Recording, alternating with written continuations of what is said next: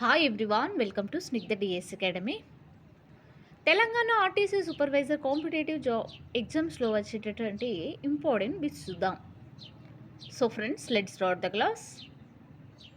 Question number 1. మనం ఎల్లప్పుడూ ఎందుకు చంద్రుని ఒకే ముఖాన్ని చూస్తూ ఉంటాము? ఆన్సర్: ఎందుకంటే అది భూమి చుట్టూ భ్రమించడానికి, తన ఇరుసుపై తన చుట్టూ తాను తిరగడానికి పట్టే కాలము సమానము కనుక. వెరీ వెరీ ఇంపార్టెంట్ అండి ఈ క్వశ్చన్. అయితే ఇది ఒక లాజికల్ క్వశ్చన్ అండి. అయితే మనం ఎల్లప్పుడూ ఎందుకు చంద్రుని ఒకే ముఖాన్ని చూస్తూ ఉంటామంటే, అది భూమి చుట్టూ పరిభ్రమించడానికి, తన ఇరుసుపై తన చుట్టూ తాను తిరగడానికి పట్టే కాలము సమానం కనుక మనం ఎల్లప్పుడూ చంద్రుని ఒకే ముఖం వైపు చూస్తూ ఉంటాము. బేవరేజ్కు సంబంధించిన పంటలు అత్యధికంగా ఎక్కడ పండిస్తారు? ఆన్సర్: అర్ధ ఎడారి ప్రాంతాలు. అర్ధ ఎడారి ప్రాంతాల్లో కనుక చూసినట్లయితే ఈ బేవరేజ్కు సంబంధించినటువంటి పంటలు ఎక్కువగా అక్కడ పండిస్తూ ఉంటారు. సింథటిక్ రబ్బర్ను అతి చౌకగా ఉత్పత్తి చేయు దేశాలేవి? Answer: USA, USSR. ఈ సింథటిక్ రబ్బర్ను అతి చౌకగా ఉత్పత్తి చేయు దేశాలు USA, USSR. Very very important అండి. అయితే ఈ సింథటిక్ రబ్బరు అనేది ఇది చాలా మనకు యూస్ అవుతుంది. అయితే ఈ సింథటిక్ రబ్బర్ను అతి చౌకగా అంటే ఎక్కువగా, అంటే తక్కువ క్వాలిటీతో, తక్కువ రేటుతో, అంటే తక్కువగా ఉత్పత్తి చేయు దేశాలు ఏవి అని అంటే యుఎస్ఏ, యుఎస్ఎస్ఆర్. నెక్స్ట్, వాణిజ్య చేపల పెంపకం ఏ దేశంలో బాగా అభివృద్ధి చెందుతుంది? Answer: China. Very very important అండి. అయితే వాణిజ్య చేపల పెంపకం చూసినట్లయితే చైనా దేశంలో బాగా డెవలప్ కావడము జరిగింది. నెక్స్ట్ క్వశ్చన్: వరదల నిర్వహణకు కేంద్ర ప్రభుత్వం ఒక నమూనా బిల్లును తయారు చేయమని ఏ కమిషన్కు సూచించింది? ఆన్సర్: కేంద్ర జల కమిషన్. అయితే వరదల నిర్వహణకు కేంద్ర ప్రభుత్వం ఒక నమూనా బిల్లును తయారు చేయమని కమిషన్కు సూచించడం జరిగింది. అయితే అది కేంద్ర జల కమిషన్ అని చెప్పేసి చెప్పడమైంది.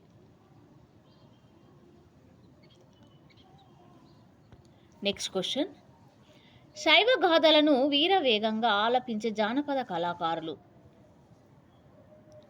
ఆన్సర్: భిక్షుకుంట్లు. ఈ భిక్షుకుంట్లు శైవ గాథలను వీరవేగంగా ఆలపించే జానపద కళాకారులు. రూర్కేలా ఇనుము ఉక్కు కర్మాగారం ఏ నది ఒడ్డున ఉంది? ఆన్సర్: బ్రాహ్మణి. వెరీ వెరీ ఇంపార్టెంట్ అండి. రూర్కేలా ఇనుము ఉక్కు కర్మాగారము బ్రాహ్మణి నది ఒడ్డున కలదు. గేట్వే ఆఫ్ ది సౌత్ అని ఏ నగరాన్ని పిలుస్తారు? ఆన్సర్: చెన్నై. చెన్నైని గేట్వే ఆఫ్ ది సౌత్ అని పిలుస్తారు. Next question: Konkan rail route ఈ రెండు ప్రదేశాలను కలుపుతుంది? ఆన్సర్: గోవా మరియు కొచ్చిన్. కొంకణ్ రైలు రూటు గోవా మరియు కొచ్చిన్ ప్రదేశాలను కలుపుతుంది. సముద్రపు ఓడరేవు కానిది ఏది? ఆన్సర్: రామేశ్వరము. నెక్స్ట్, ఉష్ణమండల పచ్చిక బయళ్లకు ఉదాహరణ ఏది? ఆన్సర్: పంపాలు. నెక్స్ట్, బాక్రా నంగల్ పథకం ఈ నదిపై కలదు? ఆన్సర్: సట్లైజ్. బాక్రా నంగల్ పథకం కనుక చూసినట్లయితే సట్లైజ్ నదిపై కలదు. నెక్స్ట్ క్వశ్చన్: సౌరశక్తిచే మొట్టమొదటిసారి విద్యుదీకరణ గావించబడిన గ్రామము? Answer: Choglamsar. ఈ చోగ్లామ్ సార్ అనేది సౌరశక్తిచే ఫస్ట్ టైం విద్యుదీకరించబడిన గ్రామము. పెనుగంగా వెన్గంగా వార్తా నదులు ఏ నదికి ఉపనదులు? ఆన్సర్ గోదావరి. నెక్స్ట్ క్వశ్చన్, సూర్యుడిని అనుసరించి వర్షం అని ఏ ఖండానికి పేరు? ఆన్సర్ ఉత్తర అమెరికా. వెరీ వెరీ ఇంపార్టెంట్ అండి, ఇది చాలా చాలా ఇంపార్టెంట్ క్వశ్చన్ బిట్. అయితే సూర్యుడిని అనుసరించి వర్షము అని ఏ ఖండానికి పేరు అంటే ఉత్తర అమెరికాకి పేరు. ఇక్కడ ఉత్తర అమెరికాలో సూర్యుడిని అనుసరించి వర్షం అనేది కురుస్తుంది, కాబట్టి సూర్యుడిని అనుసరించి వర్షం అనే పేరు ఏ ఖండానికి అంటే ఉత్తర అమెరికా ఖండానికి పేరు అవడము జరిగింది. ప్రపంచంలో అత్యధిక వేరుశనగ పండించే దేశము? Answer India. ప్రపంచంలోనే మన ఇండియాలో అత్యధికంగా వేరుశనగ పండిస్తారు. నెక్స్ట్, ఏ రాష్ట్రంలో పెట్రోకెమికల్ పరిశ్రమ అధికంగా అభివృద్ధి చెందినది? ఆన్సర్ గుజరాత్. గుజరాత్ రాష్ట్రంలో పెట్రోకెమికల్ పరిశ్రమ ఎక్కువగా అభివృద్ధి చెందింది. భారతదేశంలో ఏ రాష్ట్రంలో సగటు రబ్బర్ని ఎక్కువగా పండించును?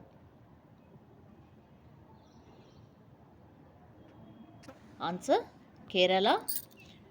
కేరళ రాష్ట్రంలో చూసినట్లయితే ఇక్కడ ఎక్కువగా రబ్బరు పండిస్తారు. అయితే ఇక్కడ రబ్బరు ఎక్కువగా సగటు రబ్బర్ని ఎక్కువగా పండించడము జరుగుతుంది. భారతదేశంలో వరోరా అణు విద్యుత్ కేంద్రం ఏ రాష్ట్రంలో ఉంది? ఆన్సర్ ఉత్తరప్రదేశ్. నెక్స్ట్, భారతదేశంలో మొట్టమొదటిసారిగా భూగర్భ రైల్వే ఏ సంవత్సరంలో నిర్మించారు? ఆన్సర్ 1984. 1984లో భూగర్భ రైల్వే నిర్మించడము జరిగింది. భారతదేశంలో మొదటి ఎలక్ట్రిక్ రైలును ఏ సంవత్సరంలో ప్రారంభించారు? ఆన్సర్ 1929. ఈ ఫస్ట్ ఎలక్ట్రిక్ రైలును 1929లో ప్రారంభించడము జరిగింది. భారతదేశంలో మొదటి భూగర్భ రైల్వేను ఏ నగరంలో నిర్మించారు? ఆన్సర్ కోల్కతా. ఇక్కడ ఫస్ట్ టైం ఎలక్ట్రిక్ రైలును 1929లో ప్రారంభించారు. నెక్స్ట్, ఫస్ట్ టైం భూగర్భ రైల్వేను కోల్కతాలో నిర్మించడము జరిగింది. దక్షిణ మధ్య రైల్వే ప్రధాన కార్యాలయం ఎక్కడ ఉంది? ఆన్సర్ సికింద్రాబాద్. నెక్స్ట్, ఎలక్ట్రో లోకోమోటివ్లను ఎక్కడ ఎక్కువ తయారు చేస్తారు? ఆన్సర్ భూపాల్. నెక్స్ట్, అంతరిక్ష ప్రయోగ కేంద్రం ఒరిస్సాలో ఎక్కడ ఉంది? ఆన్సర్ పూరి. నెక్స్ట్, అంతరిక్ష ప్రయోగ కేంద్రం ఒరిస్సాలో పూరి దగ్గర కలదు. నెక్స్ట్ క్వశ్చన్, భారతదేశంలో పొడవైన నది ఏది? ఆన్సర్ గంగా నది. నెక్స్ట్, అరుణాచల్ ప్రదేశ్కు కింది వాటిలో దేనితో ఉమ్మడి సరిహద్దు లేదు? ఆన్సర్ మేఘాలయ. అండమాన్ నికోబార్ దీవులు ఏ కోస్టల్ జోన్లోకి వస్తాయి? ఆన్సర్ 7. నెక్స్ట్, భారతదేశపు తీర ప్రాంతాల్లో అత్యధికంగా తుఫాను గురయ్యే ప్రాంతము? ఆన్సర్ ఒరిస్సా. నెక్స్ట్, భీమా నది దేనికి ఉపనది? ఆన్సర్ కృష్ణ. కృష్ణ చూసినట్లయితే నది అండి, కృష్ణ నదికి ఉపనది భీమా నది. నెక్స్ట్, భారతదేశపు తీర ప్రాంతాల్లో అత్యధికంగా తుఫాను గురయ్యే ప్రాంతము ఒరిస్సా. ఒరిస్సాలో ఇక్కడ అత్యధికంగా తుఫానుకు గురి కావడము జరుగుతుంది. భారతదేశంలో అత్యధికంగా బొగ్గు లభిస్తున్న శిలలు? ఆన్సర్ దిగువ గోండాన శిలలు. ఈ దిగువ గోండాన శిలల్లో భారతదేశంలో అత్యధికంగా బొగ్గు లభించడము జరుగుతుంది. వెరీ వెరీ ఇంపార్టెంట్ అండి. అయితే దిగువ గోండాన శిలల్లో అత్యధికంగా ఎక్కువగా బొగ్గు లభిస్తున్నటువంటి శిలలుగా చెప్పవచ్చును. నెక్స్ట్ క్వశ్చన్, 2001 జనాభా లెక్కల ప్రకారం భారతదేశ జనాభా? ఆన్సర్ 121 మిలియన్లు. నెక్స్ట్ క్వశ్చన్, భూకంపాల అధ్యయనానికి సంబంధించిన శాస్త్ర విభాగము? ఆన్సర్ సిస్కాలజీ. నెక్స్ట్, భూమి మొత్తం వైశాల్యంలో ఆఫ్రికా ఖండం ఎంత భాగం ఆక్రమించింది? ఆన్సర్ 20%. నెక్స్ట్ తార్యం లభించే ప్రదేశము. ఆన్సర్ కేరళ. కేరళలో చూసినట్లయితే తార్యం అనేది ఇక్కడ లభిస్తూ ఉంటుంది. అయితే ఈ కేరళలో తార్యం లభించే ప్రదేశంగా గుర్తించడమైంది. సో ఫ్రెండ్స్, ఇది ఈ రోజుకు సంబంధించినటువంటి క్లాస్. మీకు నచ్చినట్లయితే లైక్ చేయండి, షేర్ చేయండి, సబ్స్క్రైబ్ చేయండి. Thank you for watching.